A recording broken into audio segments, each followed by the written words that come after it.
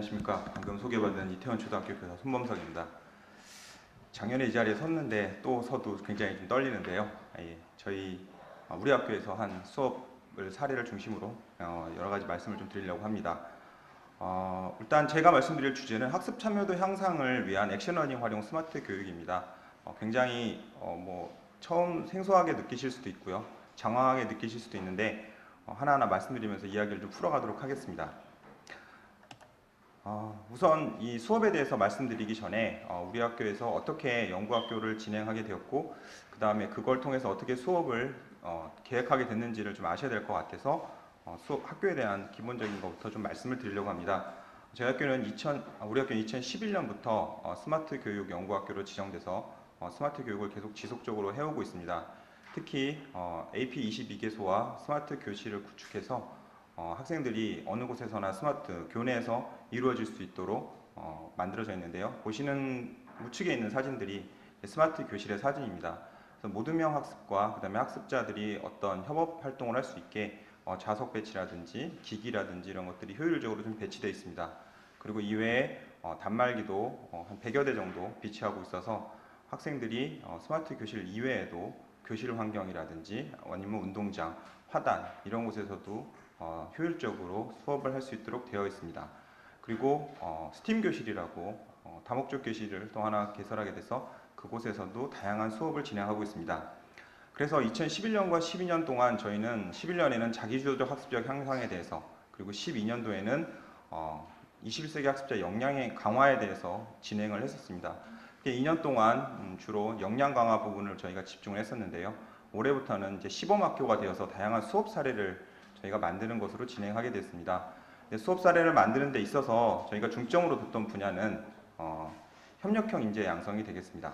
협력형 인재 양성을 중점을 두게 된 이유는 21세기 학습자 역량을 지금 도표로 좀 나타냈는데요. 기초능력 개발, 인성 개발, 경력 증진 이렇게 되어 있는데요. 이 중에서도 초등학생에 있어서 가장 중요한 분야는 저는 인성이라고 학교 방향을 잡았습니다. 이유는 초등학교끼리 협업 능력이라든지 의사소통 능력이라든지 그 다음에 교우관계 개선이라든지 이런 것들을 이루기 위해서는 기본적으로 그 모든 것을 할 수 있는 밑바탕이 되는 것이 협력을 할 수 있는 인간을 만드는 것이 필요하다고 저희는 생각을 했습니다. 그래서 21세기 학습자의 다양한 역량 중에서 의사소통과 협력, 교우관계를 개선할 수 있는 인성 쪽으로 저희가 방향을 정하게 되었습니다. 그래서 저희가 만들어진 협력형 인재의 의미는 다음과 같습니다. 그래서 협력형 인재는 의사소통, 협업, 상호작용 능력과 이런 디지털 리터러시, 그러니까 기본 능력이 되겠습니다. 그런 걸 바탕으로 동료와 함께 탐구하며 배려해서 문제를 해결하고 결정적으로 저희가 가장 중요하게 생각하는 사회적 관계를 개선해 나가는 그런 학생을 만드는 것을 저희가 목표로 했습니다. 그러기 위해서는 수업 구성이나 내용도 당연히 여기에 맞게 진행을 돼야 된다고 방향을 정했습니다. 그래서 저희가 우리 반에서 처음 시작하게 된 것은 이런 활동 내용에 맞게 학생들이 어떤 그 오프라인 환경이라든지 온라인 환경에 협력적인 환경을 좀 구성을 하고 그런 것들이 수업 내에서 이루어져야 된다고 봤습니다. 그래서 오프라인은 일반적으로 많이 하시겠지만 모둠별로 4인에서 6인 정도의 모둠을 구성했습니다. 이 모둠을 유연성을 가지게 된 이유는 일단 교실 환경은 4인 구성이 굉장히 맞지만 스마트 교실 환경이 6인 구성 같은 경우에 효율적인 경우도 있었기 때문에 수업 내용이나 활동 방향에 따라서 진행을 했고요. 제가 지금 소개해드리고 있는 이 수업 내용에서는 6인 1조로 진행이 되었습니다. 그 다음에 교실 환경에서는 책상 배치 같은 경우에도 학생들이 그 모둠 활동을 할 수 있게 배치를 해서 진행을 했습니다. 그리고 온라인에서 학생들이 협업 활동을 할 수 있게 협업 도구라든지 클라우드 서비스, SNS를 활용을 했습니다. 그런데 이 내용은 4학년을 지도해 보신 분들은 알겠지만 4학년 1학기 1단원 내용입니다. 14, 15, 16차 시에 해당하는 3차 시에 해당하는 내용이긴 한데 학기 초에 학생들이 기본적으로 모든 도구를 완벽하게 다룬다던가 협업이 이렇게 이루어지기는 힘든 부분이기 때문에 그런 부분에 유의해서 도구 투입은 좀 최소화하면서 학생들이 협력적인 환경이 이루어지는데 우선적인 주안점을 두었습니다. 그래서 주요 활동 도구에 사용된 것은 구글 문서 도구, 그 다음에 요거는 협업 문서를 만드는 데 있어 사용해서 도구를 사용했고요. 그 다음에 엔드라이브는 클라우드 서비스, 그리고 SNS는 미투데이를 사용을 했습니다. SNS는 아마 여러 종류가 있는데 저희가 미투데이를 쓰게 된 이유는 SNS의 가장 기본적인 속성이라고 할 수 있는 사회적 관계를 형성하고 그 다음에 액션러닝에서 외부 전문가의 조언이 필요하기 때문에 그런 경우에는 개방성 있는 SNS가 필요하다고 생각했기 때문에 미투데이를 활용하게 되었습니다. 그리고 엔드라이브가 클라우드 서비스인데요. 엔드라이브와 연동성도 고려했기 때문에 이 두 가지를 중점적으로 사용하게 되었습니다. 우선 이제 수업 내용을 이제 말씀드리기 앞서서 액션러닝이라고 하는 것을 간단하게 말씀드리고 절차를 말씀드릴 텐데요. 액션러닝이라고 하는 것은 큰 틀로 보신다면 문제해결학습과 거의 비슷한데 좀 차이가 있다면 문제해결학습이 절차가 정해져 있는 절차가 있다면 액션러닝은 어떤 정해진 목표를 실제 일어날 수 있는 목표를 정해놓고 그걸 가지고 자유롭게 탐구해 가면서 문제를 해결해 가게 됩니다. 4학년 3회에 나와 있는 이 부분은 학생들이 그 앞부분 앞차시에 그 인문적인 지리적인 환경을 이해하고 실제적인 현장 답사를 나가서 그 환경을 확인하는 걸로 되어 있는데요. 그 환경을 확인할 때 우리 지역의 현장 체험학습 코스를 만드는 걸로 학생들이 모든 별로 진행하는 걸로 만들어서 실제적인 문제를 단순히 그냥 현장 답사에 가서 보고 그냥 적어만 오는 것이 아니라 문제를 해결하는 형태로 구성했습니다. 그래서 그런 수업을 진행할 때 이제 흐름은 과제를 명확화하고 학생들이 그다음에 정보 수집 및 아이디어를 구상하고 그다음에 초안 개발 및 타당성 검증을 한 다음에 최종 결과물 완성 및 성찰 이런 식으로 진행이 됐습니다. 이런 내용이 약 3차 시에 걸쳐서 진행이 됐습니다. 네, 그래서 처음에 진행할 때 학생들이 모든 별로 아무리 알던 학생들이라도 처음에 진행하기 어려운 부분이 있습니다.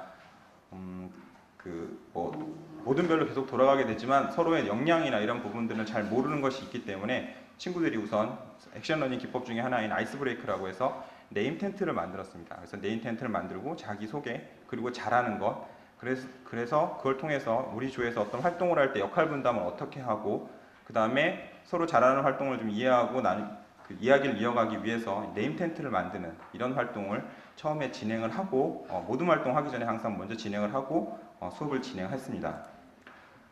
네, 본 수업에 들어가서 첫 번째로 진행을 했던 것은 이제 앞에 말씀드렸듯이 과제 정의를 하게 됩니다. 학생들이 아무리 그 스마트라든지 문제 해결 학습을 해봤다고 해도 처음에 좀 우리가 뭘 해야 될지 그리고 여러 차시에 걸쳐서 하면 잘 모르기 때문에 학생들에게 과제를 이해하는 활동을 했는데요. 주로 많이 하시는 것처럼 동영상 시청을 하게 되고 그 다음에 리플렛을 나눠주는 일단 활동을 했었는데요. 우선 동영상 같은 경우에 이 내용이 학생들이 이제 우리 지역의 현장 체험 학습이라고 해도 학생들이 부모님을 따라서 가보거나 그 다음에 여행사에서 만들어진 코스를 많이 가기 때문에 잘 모르는 경우가 많았습니다. 유튜브를 검색을 해보면 개인적인 그러니까 그런 상업적으로 만들어지지 않은 개인들이 올린 그런 여행이나 관련된 동영상들이 굉장히 많이 있습니다. 그래서 그런 것들을 직접 봤을 때 학생들이 거부감을 느끼지 않고 다가갈 수 있기 때문에 그런 영상을 보여주면서 나도 한번 해볼 수 있겠구나 우리도 한번 이런 현장 체험과 코스를 짜볼 수 있겠구나 이런 것들을 느낄 수 있게 만들었고요. 그 다음에 직접적으로 만들어져 있는 결과물이라고 할 수 있는 리플렛을 만들 수 있게 리플렛을 예시를 구해서 학생들에게 나눠주고 살펴보면서 이런 식으로 만들어 보는구나 그리고 이렇게 한번 해볼 수 있겠구나 라는 것을 느낄 수 있도록 해봤습니다. 그 다음에 직접적으로 그런 걸 본 것 가지고 학생들이 이제 과제 해결을 처음으로 진행을 해야 될 텐데요. 저는 여기서 온라인 도구를 사용하지 않고 포스트잇을 사용을 했습니다. 온라인 도구도 붙여서 할 수 있는 메모장 형태의 도구들이 굉장히 많이 있지만 직접적으로 부딪히면서 얼굴을 마주하면서 대화를 나누어서 그리고 우리가 어떻게 할지 방향을 정하는 것이 중요하다고 생각을 했기 때문에 포스트잇을 가지고 브레인라이팅이라고 하는 아이디어를 발산하는 기법을 사용을 했습니다. 그래서 자기들이 가지고 있는 아이디어, 지역에 대해서 알고 있는 것들, 그 다음에 지역에 대해서 가보고 싶었던 것들을 쭉 적고 그것을 학생들이 정리해서 유목화하는 과정을 통해서 우리가 어떤 지역을 현장 체험학습 코스로 만들 것이고 그리고 어떻게 정리할 것인지 한 번씩 나눠보고 정리해보는 절차를 진행을 했습니다. 이 과정에서 교사는 저는 계속 돌아다니면서 학생들이 그 의견을 전부 정리하는 과정에 있어서 도움이라든지 이런 것들을 진행했습니다. 그리고 이렇게 정해진 방향을 가지고 정보 수집을 해야 될 텐데요. 물론 현장 체험학습 가는 것이 2차 시의 기본적인 핵심 목표이기 때문에 현장 체험학습을 가봐야 되겠지만 사전에 현장 체험학습을 가기 전에 정보 수집이라든지 자료라든지 그 다음에 그 지역의 상태 이런 것들을 파악하는 과정이 필요하다고 봤습니다. 그래서 학생들과 요즘 굉장히 많은 지도 서비스들이 되고 있죠. 지도 서비스에 들어가서 직접 살펴보고 그 다음에 요즘 지도 서비스 같은 경우에는 그 이동 경로라든지 비용 이런 것들이 모두 산출되기 때문에 그런 것들을 살펴보고 과연 이것이 초등학생이 가능한 코스인가 아니면 비용은 많이 소요되지 않는가 그 다음에 직접적으로 갔을 때 부모님이나 이런 도움이 없이 우리가 갈 수 있을 것인가 이런 부분에 대한 사전 회의를 진행을 했습니다. 그리고 그 회의에 따라서 현장 답사 계획을 수립하게 됩니다. 그래서 현장 답사를 직접 학생들이 가서 사진도 찍고 인터뷰도 하고 진행을 했었는데요. 작년과 다르게 작년에서도 비슷한 내용을 진행을 했었는데요. 작년과 다르게 이제 학생들이 매년 달라진다고 느끼는 게 연구학교를 계속해서 그런지 학생들이 직접 가서 점원들하고도 뭐 맛집 코스를 학생들이 만든다고 하더라고요. 가서 점원하고 인터뷰도 하고 거기 가서 직접 얻어먹고 왔다고 얘기도 하고 굉장히 좀 스마트하게 학생들이 하는 걸 봤는데요. 매년 학생들의 그런 역량들이 조금씩 달라지는 것 같습니다. 그리고 그렇게 수집해온 자료들을 학생들이 정리를 하게 됩니다. 이 정리하는 것은 아까 앞전에 말씀드린 구글 문서 도구라든지 이런 곳에다 학생들이 활동 내용들을 다 정리를 해서 실제로 자기들이 어떤 식으로 만들게 될 것인지 그리고 코스가 과연 가능한 것인지에 대해서 이야기를 나누고 문서를 정리하게 됐습니다. 그렇게 했을 때 기존에 수집해온 자료들을 학생들이 만드는 학생 혼자만 가지게 되는데요. 여기서 협업 문서라든지 클라우드 서비스를 이용한다면 수집해온 자료라든지 그 다음에 동영상, 그 다음에 녹음 자료들을 공유해 가면서 진행을 할 수 있기 때문에 굉장히 효과적으로 학생들끼리 자료 공유나 이런 것들이 진행이 됐습니다. 이전에 이런 활동을 해보면 그 결과물이 잘 나오지 않았던 게 누가 사진을 가져가서 저에게 주지 않았습니다. 누가 동영상을 찍어와서 저에게 주지 않아서 저희가 못하게 됐습니다. 이런 경우가 굉장히 많았는데 그런 빈도가 상당히 줄어들게 되는 것을 확인할 수 있었습니다. 그리고 오프라인에서 학생들이 만나기 힘들었을 때 어떤 대화나 이런 내용을 진행하는 데 있어서는 SNS를 가지고 이용을 했고요. 그리고 조별로 외부 전문가를 한 분씩 좀 초빙해서 할 수 있도록 했습니다. 이 외부 전문가라고 해서 특별한 분들이라기보다는 제가 직접 들어가거나 또는 학부모님이라든지 주변에 있는 잘 아시는 분들을 뭐 삼촌이라든지 이모라든지 이런 분들 그 고장에 대해서 잘 이해도가 높은 분들을 들어가서 그분들이 SNS를 통해서 도움을 주도록 해서 효과적으로 좀 진행할 수가 있었습니다. 네, 그리고 학생들이 초안 개발을 하게 되는데요. PPT가 작아서 뒤에 가면 좀 크게 확대된 것이 있는데요. 좀 작아서 초기에 만든 PPT는 굉장히 단순하고 만들어진 부분들이 없는 그런 말로 만들어진 복잡한 PPT였는데요. 각종 선생님들과 조언을 듣고 그 다음에 전문가의 조언을 들은 다음에 PPT가 고도화되고 내용이 좋아집니다. 아마 같은 조가 만든 건데 뒤에 가서 좀 보여드리면서 어떤 차이가 있었는지 그리고 이 부분이 왜 변하게 되게 되는지는 다시 한번 상세히 말씀드리도록 하겠습니다. 네, 그리고 그런 조언에 따라서 최종적으로 만들어진 결과물을 만들고 발표하게 됐습니다. 이 발표한 내용들은 당의 해당 차시에서 질문이나 응답으로 충분히 가능할 부분도 있지만 질문이 길어질 경우나 이런 경우에 대비해서 동영상으로 촬영한 후에 유튜브로 공유를 했습니다. 그래서 유튜브 찍은 영상 같은 경우에는 우리 반만 볼 수 있게 제한적으로 설정을 한 후에 SNS를 통해서 반 밴드에 올리고 그걸 가지고 다시 또 피드백을 하는 그런 과정을 통해서 완성도를 좀 높일 수 있도록 했습니다. 그리고 질문 올린 부분들은 해당 모둠에서 책임지고 답변을 해줄 수 있게 그런 식으로 지도를 했습니다. 네, 아까 앞에 말씀드렸던 그 중점적인 활동을 말씀드리겠는데요. 우선 이런 것들을 처리하는 데 있어서 학생들이 그 정보를 수집하고 수집한 자료를 잘 정리할 수 있도록 했습니다. 여기서 잘 정리한다는 것은 기존에 있는 많은 스마트 수업이나 이런 걸 할 때 그 보고서를 쓰라고 그러면 학생들이 그냥 글로 쓰는 경우가 굉장히 많았습니다. 그러면 그 글로 쓴 것이 사용되고 잘 쓰는 것도 있지만 그림으로 보여지는 것이 중요한 부분도 있었습니다. 소위 이제 인포그래픽이라고 할 수 있는데요. 정보를 그림으로 표현하는 것들. 물론 가장 기초가 되는 것은 수학에서의 차트겠지만 사회에서 사용되는 것들은 그림으로 같은 것도 충분히 표현할 수 있기 때문에 그런 부분을 학생들이 할 수 있도록 함께 아이디어를 좀 짜봤고요. 그런 과정에 있어서 많은 도움을 받은 것은 신문서 홈페이지에 있는 인포그래픽 부분이었습니다. 신문서 홈페이지에 보면 인포그래픽이라고 하는 부분들이 나와 있기 때문에 학생들과 그 부분을 수시로 보면서 자료를 어떻게 잘 표현했을 때 사람들이 잘 이해할 수 있을까, 이런 부분에 대한 이야기를 충분히 좀 나눴습니다.